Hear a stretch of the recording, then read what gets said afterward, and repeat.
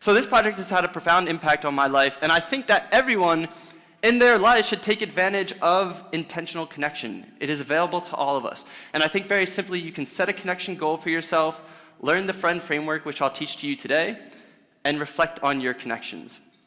So connection goals, some of you probably already are like, nope, I'm out, not doing that.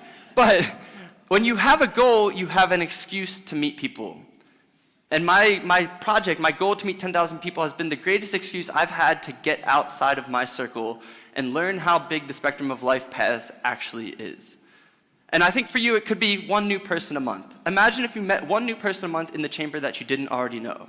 Or imagine if you started connecting with some of those other cities, those peer cities like Greenville or Sioux Falls, and learned about what their lives were like. What could you take away from that?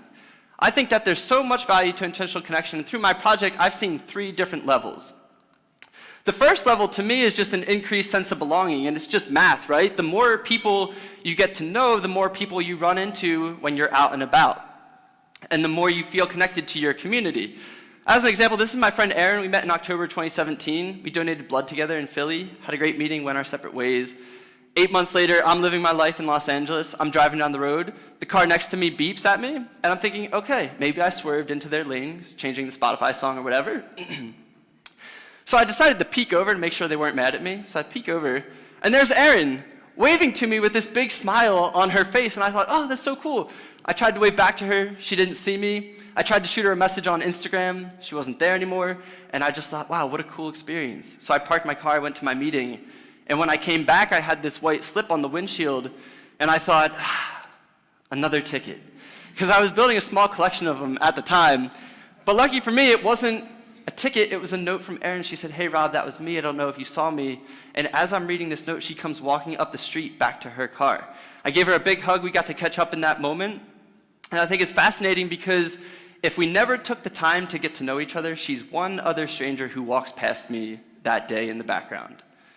But all we had to do was spend an hour with each other, and we turned an everyday moment into something really special that I'm still talking about today. So I think you all have the power to create everyday special moments out of everyday moments simply by getting to know the people around you.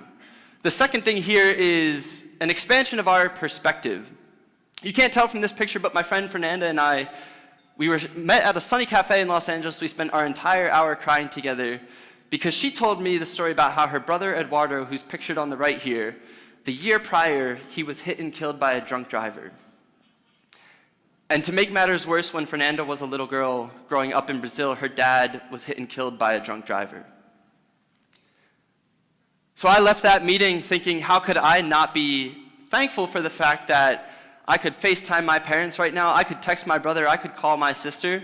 Fernanda helped me realize that there's nothing we can do about when our loved ones will be taken from us, but what we can change is how actively we appreciate them while we still have them.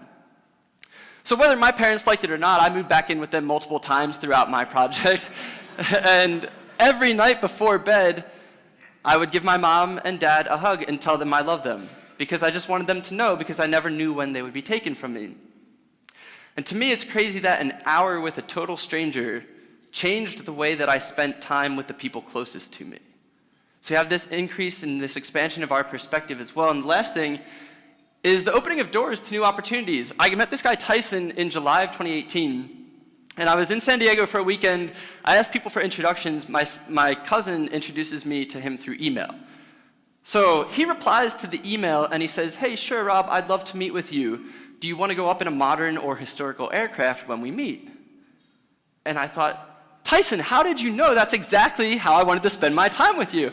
So I'm pumped. I meet him at the hangar. I hop out of my car. I get in his. The gate swings open. We roll up to this plane. And for some reason, he decided this was the appropriate moment to turn to me and very nonchalantly say, oh, by the way, Rob, the plane is amateur built. I built it myself. So you don't have to fly in it if you don't want.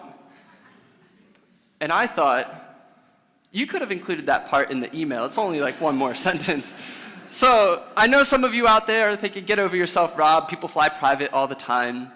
But I have never before then or since then seen a plane that looks like this. And if you do look closely, it says experimental on the side of the plane. So I was a little worried, do I get in this plane or do I not? I did get in the plane. And I would describe this experience as, again, trying to fight off a panic attack, but this time I was also trying not to throw up from the G-forces. And then once I settled in, I just had one of the best hours of my life, because just cruising over the coast of California, getting to know someone new. So I think that every human interaction, no matter how brief, holds the potential to change your life. And it could be an increased sense of belonging, it could be an expansion of your perspective, it could be the opening of a door to new opportunities.